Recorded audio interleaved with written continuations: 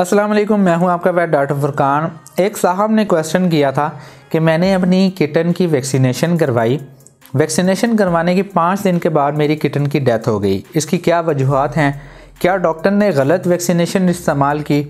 क्या vaccination expire थी या वैक्सीनेशन में कोई ऐसा मसला था? मैं आपको फैक्टर्स के बारे में बताऊंगा कि बहुत सारे लोग इस चीज़ों को नहीं जानते।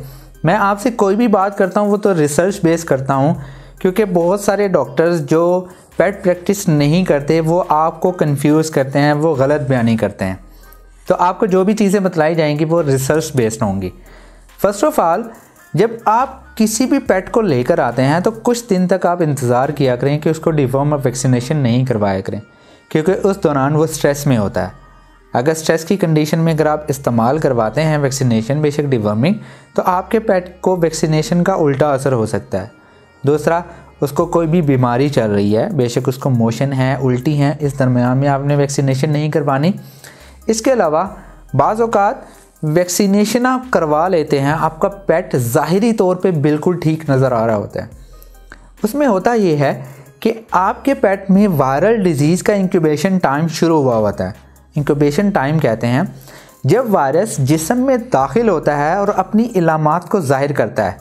फॉर एग्ज़ाम्पल, 1 तारीख को वायरस जिस्म में दाखिल हुआ, उस वायरस का जो इंक्यूबेशन टाइम है वो 3 से 7 दिन तक है, और आपने 5 तारीख के दरमियान में वैक्सीनेशन करवाई, तो 3 से 7 का मतलब है कि वो 3 तारीख से 7 तारीख के दरमियान में अपनी इलामात ज़ाहिर कर सकता है। वो 7वां दिन भी हो सकता है। तो हो सकता है आपने 5 को वैक्सीन करवाई तो उसमें कोई ज़ाहिरी तौर पे इलामात नहीं थी। वैक्सीनेशन करवाने के बाद बाज़ औक़ात PCH जो वैक्सीन है 3 बीमारियों की, उससे फ़ीवर ज़रूर होता है। अगर किटन है तो होगा, अडल्ट कैट को कुछ को नहीं होता, कुछ को होता है। तो उस फीवर के साथ साथ वायरस भी उस पर अटैक करता है।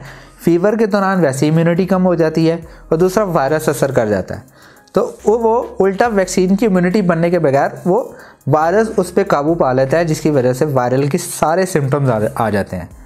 फोर्थ, कभी भी ये मत सोचें कि इधर डॉक्टर ने वैक्सीन लगाई और उधर आपका पेट इम्यून हो गया, अब वो वायरल उसको आएगा ही नहीं। ऐसे नहीं होता। वायरस की जो वैक्सीन है, कोई भी वायरल डिजीज़ की वैक्सीन है, वो बेशक इंसान है या जानवर है, उसकी इम्यूनिटी बनने में टाइम लगता है। कम से कम 72 घंटे 96 घंटे यानी 3 से 4 दिन कम से कम लग जाते हैं।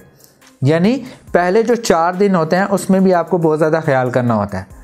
ये नहीं है कि वैक्सीन लगाई और आप कहें जी अगले दिन हो मेरी कैट और को किटन को तो ज़िंदगी भर कुछ होगा ही नहीं, अब तो उसकी प्रॉपर वैक्सीनेशन हो गई। दूसरी चीज़, जब आप वैक्सीनेशन करवाते हैं तो एक वैक्सीनेशन डोज से आपका पेट इम्यून नहीं होता, उसके अंदर 100% कुव्वत मुदाफ़त नहीं आती, इसलिए उसकी बूस्टर डोज लगवाई जाती है 21वें दिन पे।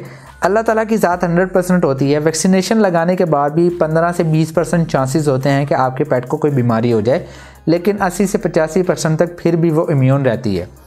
इसके अलावा अगर आपने डिवॉर्मिंग और वैक्सीनेशन एक साथ करवा ली, बाज़ औक़ात किटन है, डिवॉर्मिंग वैक्सीनेशन करवा ली, अगर वर्म्स का लोड ज़्यादा है तो वैक्सीनेशन फेलियर हो सकता है, आपका पेट बीमार हो सकता है।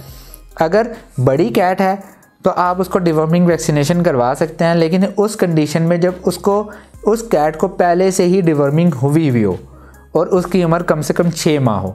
अगर किटन है तो डिवॉर्मिंग और वैक्सीनेशन के दरमियान में 1 दिन का गैप ज़रूर रखें, और हमेशा पेट बिल्कुल ठीक है, उसका स्ट्रेस लेवल नहीं है, खेलता कूदता, उस कंडीशन में आपने वैक्सीन करवानी है। मैं उम्मीद करता हूँ वीडियो पसंद आई होगी। अगर पसंद आई है तो प्लीज़ लाइक कीजिए, शेयर कीजिए और प्लीज़ इस चैनल को सब्सक्राइब कीजिएगा। इंशाल्लाह नेक्स्ट वीडियो में मिलते हैं। खुदा हाफिज़।